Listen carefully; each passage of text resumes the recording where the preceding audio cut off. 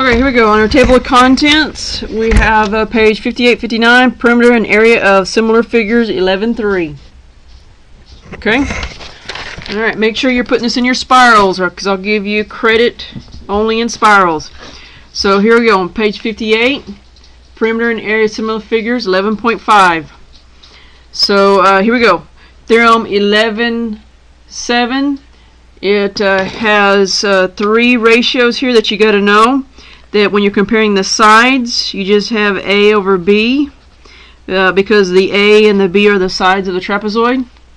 That if you're dealing with a ratio that is represented here, it's just going to be A over B. If you're dealing with the perimeter, you have the same exact ratio. It does not change. But when we go to area, your ratios are squared, which is very, very important there. That's squared.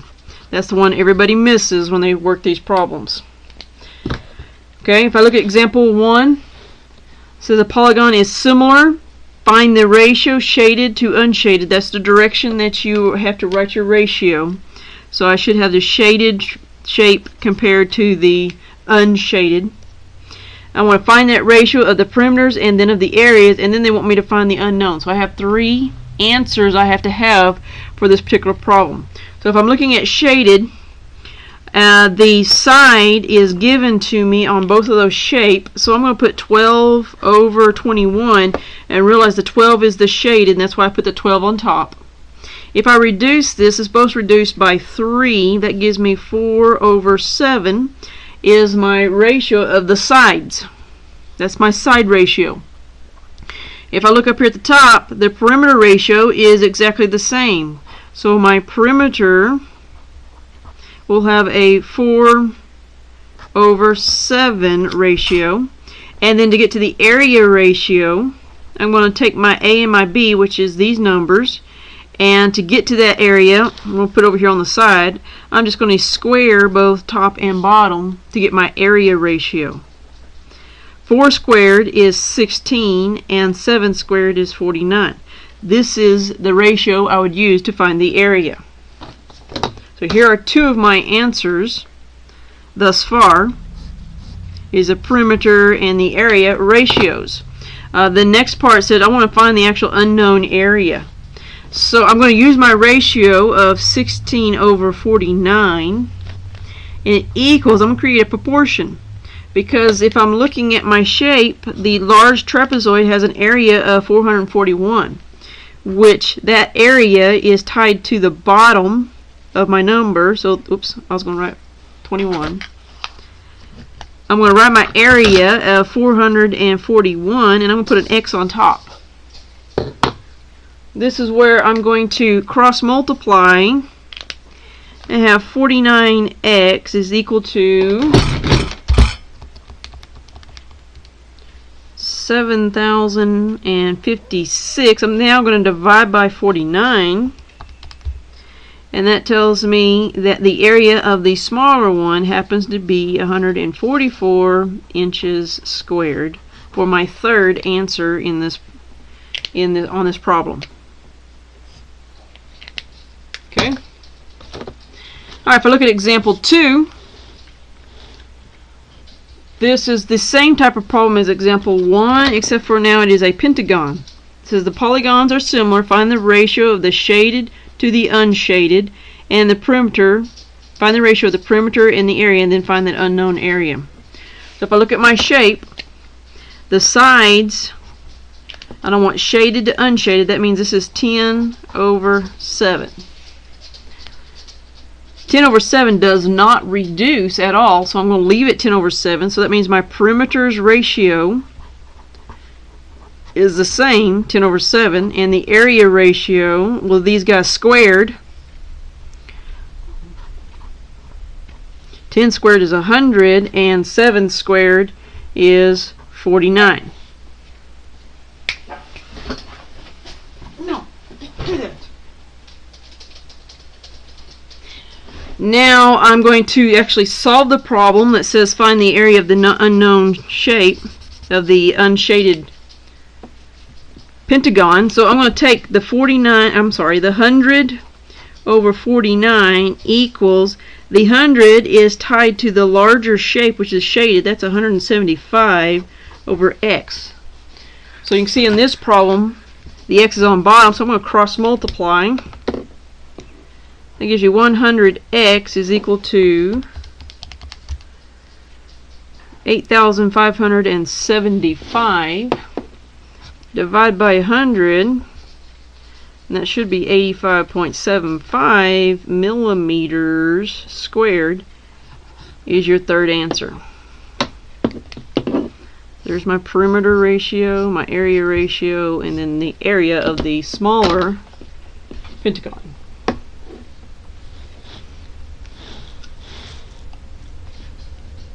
Alright, on example 3, it says the ratio of the areas of two similar two similar figures is given. So these are the ratios of two different problems. Write the ratio of the lengths of the corresponding sides. So this 169 over 144 is your area ratio. I'm going to put AR right there. That's my area ratio. So to get down to my side ratio, I want to take the square root. Because I had to square it to get from the side to the area, I'm going to take square root to go backwards. Square root of 169 is 13, and square root of 144 is 12. That represents your side ratio. If I take the second one, the area ratio, my AR, is 125 over 108. So that means to get my side ratio, I'm going to take the square root of 125 over 108. Now, I don't know if those go nicely or not. And they don't. Let's see if I can, that would be approximately 11.2 over square root of 108. About 10.3, no, 10.4.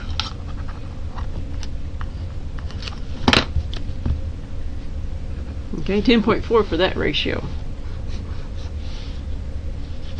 They could have this simplified in radical form, which I believe the top one would be 5 square roots of 5, and then 108, let me see over here on the side. Let's see, 2 and 54, 2 and 17, so that would be over 2 square roots of 17 is a possible answer. Possible answer, just so you can see it. Two ways to write that last one. So there's my side ratio of the first one, and then here's the side ratio, and possibly that one for the second ratio. Okay. Example 4. As mine is missing.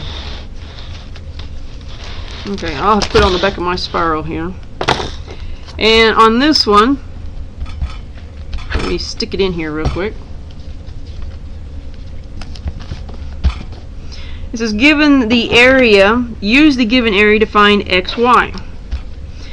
Xy is this little top part right there. I'm looking for that piece.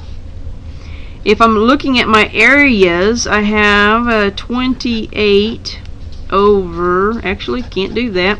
It says the first one is the first triangle, 225 over the smaller one that is a 28. I want to try and reduce this if possible.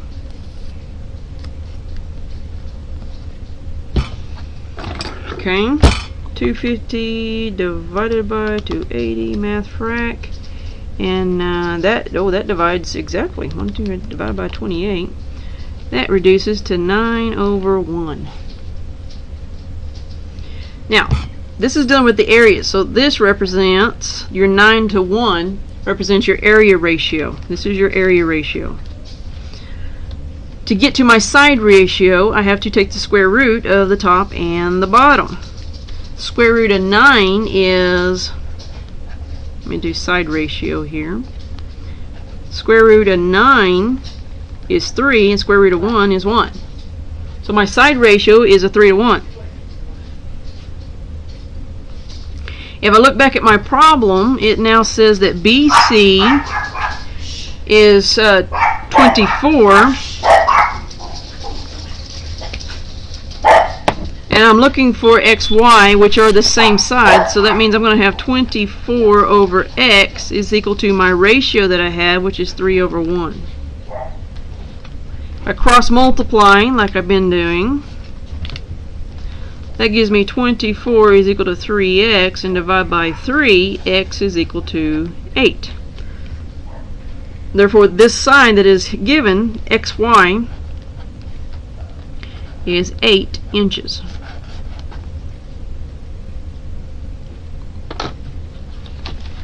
Okay. On number 5, we're doing a similar situation. This time it's just with a hexagon. We have the area looks like 208, and the other area is 468.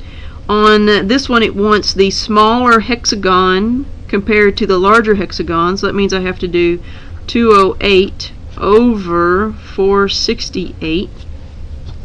I want to see if this will reduce. And this reduces to 26 over 571. Oh, I messed that up. Hang on. That did not make sense. Let me try again. I think I had too many numbers. 208 divided by 468. Math and frac. There we go. Okay. This reduces to 4 over 9. Okay. This is my area ratio. So to get to my side ratio, I'm going to take the square root of 4 and the square root of 9. That gives me my ratio of 2 over 3 as my side ratio. I'm going to use the 2 over the 3 equals, and now look back at your picture. Since I'm looking for the sides, here is 10 for the side HJ, and XY is on the same corresponding side. So that's my missing value that I'm looking for. So that means I'm going to do 10 over x. Cross multiplying, that gives you 2x is equal to 30. Divide by 2, x is equal to 15. So xy is 15 centimeters.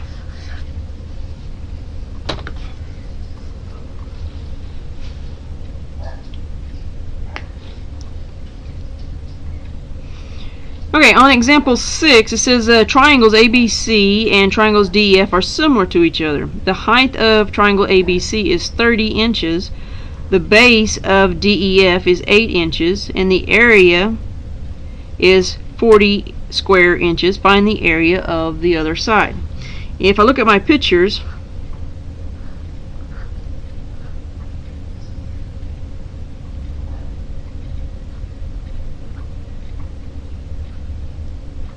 okay, drawing the first one, ABC, it says that the height is 30 inches, so here's my first triangle.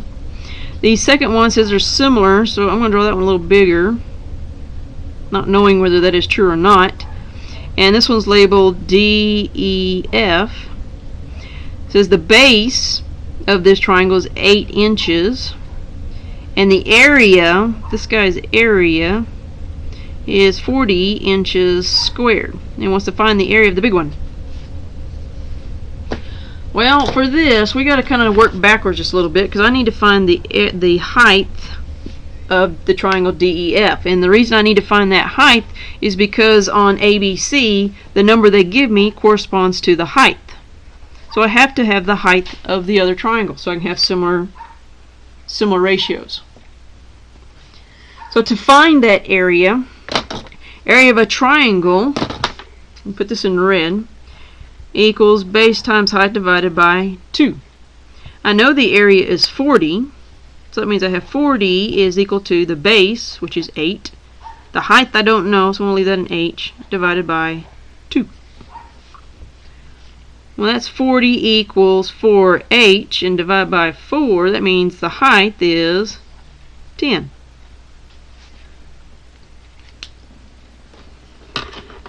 Now I can do a side ratio because I have the corresponding sides. I have the height of the first one, which is 30, over the height of the larger triangle, that is 10. or my larger one. It's actually not that case, but if I look at my numbers. But if I had this ratio, this reduces to 3/1. The areas, I need to go now, I'm not going to put an equal sign, I need to put like an arrow. I now need to go to the area ratio. Well, that means I have to square both top and bottom. That makes this 9/1. This is my area ratio that I'm going to use. The area of my DEF is 40, which corresponds to the 1 that I have on bottom, and I'm looking for the top value. Have a proportion.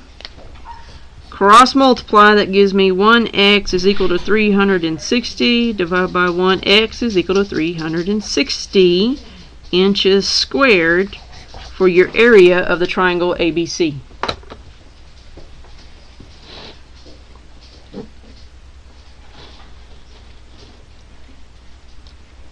Alright, here you go. Last example, example number 7. I have a rhombus, RSTU.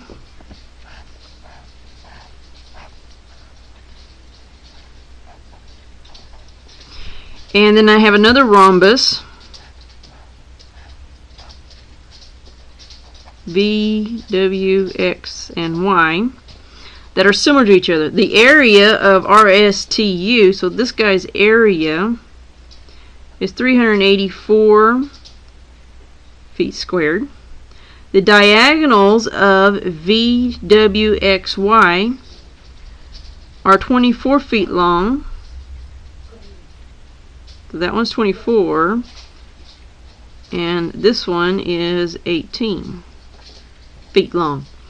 Find the area of VWXY. So I need to find this one's area.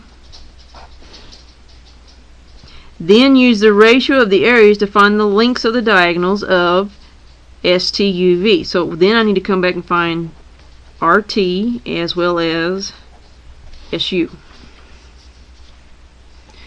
Okay.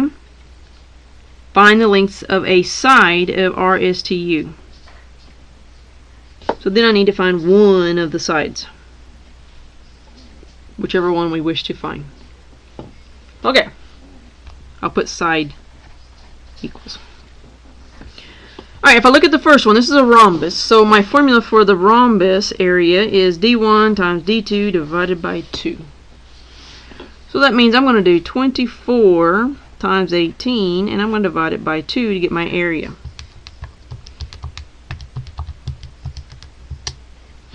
That gives me 216 feet squared. Okay.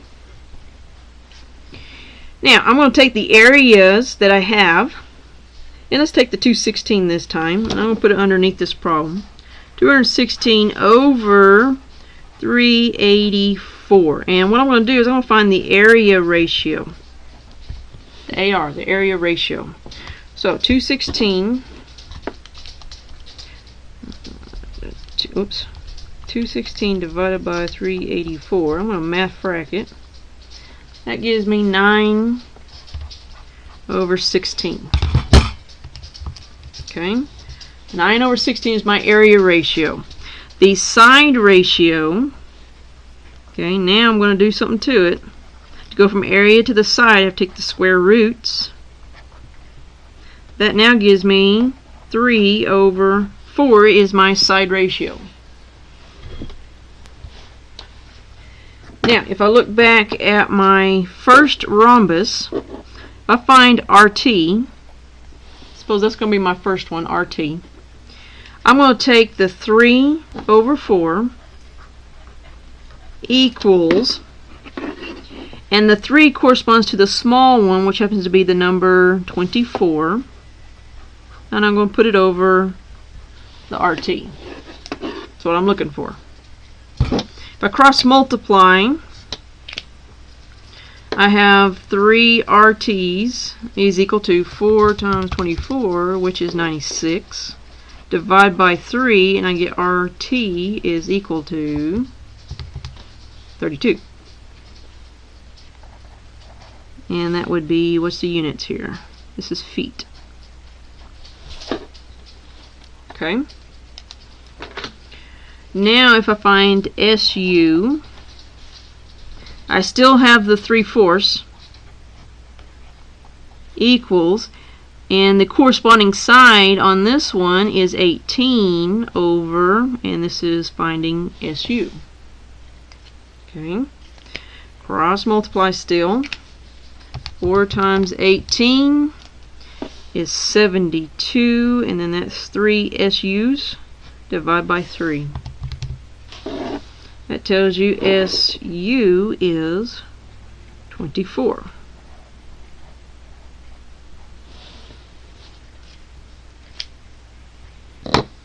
Alright, now it says we've got 3 of our answers. Okay, we have 3 of our answers, but now it wants to know a side. Well, if I look back at my rhombus, and the side was of the large shape, I believe, wasn't it? Side of RSTU. Remember, on a rhombus, the diagonals meet at a right angle. Now, if SU is 24 all the way, that means the top part, or the bottom part, is just 12. This splits it equally. And then RT going the other direction, 32 splits exactly in half and gives you 16ths. So if I just look at one shape, one little piece, I'm going to pick this one over here. I'm going to highlight it as best I can. And you see that I have a right triangle where one leg is 12 and one leg is 16, and I'm looking for the C side. That means I'm going to use Pythagorean theorem. So I'm going to plug in 12 squared plus 16 squared, and it's going to equal C squared. 12 squared is 144 plus 256 gives me a total of 400 equals C squared, and then when I take the square root, I believe that's 20. Yes, it is. So that means a side, doesn't matter which side, remember rhombus, all sides are equal, is 20 feet long, and there's your final answer. Okay, if you're understanding what we're doing, feeling pretty good about it, give yourself a smiley face so I can see it when I check your notes tomorrow. Thank you.